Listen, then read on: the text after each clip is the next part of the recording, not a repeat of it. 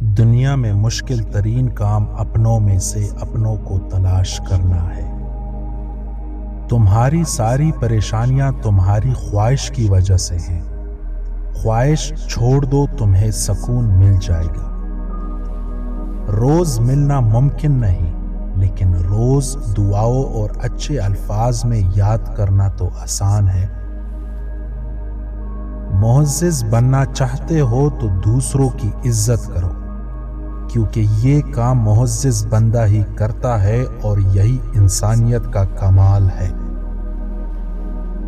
درویشوں کے علاوہ دنیا کے باقی لوگ بچوں کی مانند ہیں جو دنیا کے کھیل میں مگن ہے۔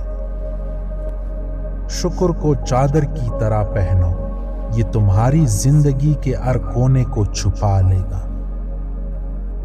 جو تم خود نہیں جانتے اسے دوسروں کو مت سکھاؤ۔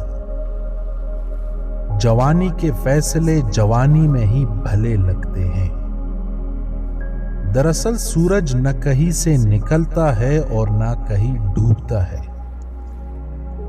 بند آنکھوں میں نظر آنے والے وہ لوگ ہوتے ہیں جو دل کے اس کونے میں بستے ہیں جہاں سے محبت جنم لیتی ہے۔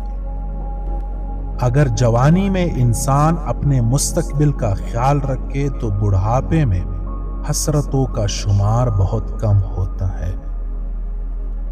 موت سے بچنے کی کوشش نے ہی انسان کو ہلاک کر دیا ہے۔ نیند تو محنت کا حق ہے، لیکن آج یہ حق دوائی کے بغیر نہیں ملتا۔ اگر تمنا ہوس پرستی بن جائے تو انتظار عذاب ہے۔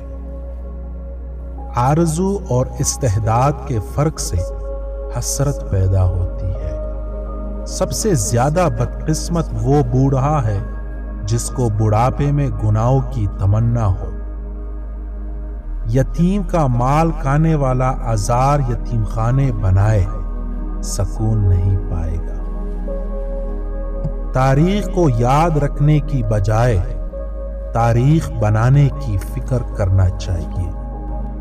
نیند زندگی کا ایک ایسا آئینہ ہے جس میں موت کا عکس دکھائی دیتا ہے۔ کسی انسان کے ساتھ ایسا سلوک نہ کرو جو تم اپنے ساتھ نہیں چاہتے۔ جب عذاب آنے کا وقت ہو تو توبہ چھن جاتی ہے۔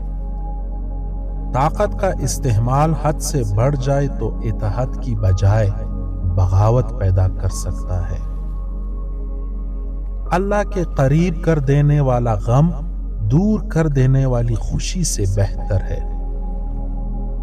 غریب کو امیر ہو جانے کی امید نے سہارا دیا ہوا ہے، لیکن امیر کو غریب ہونے کے ڈر نے پریشان کر رکھا ہے۔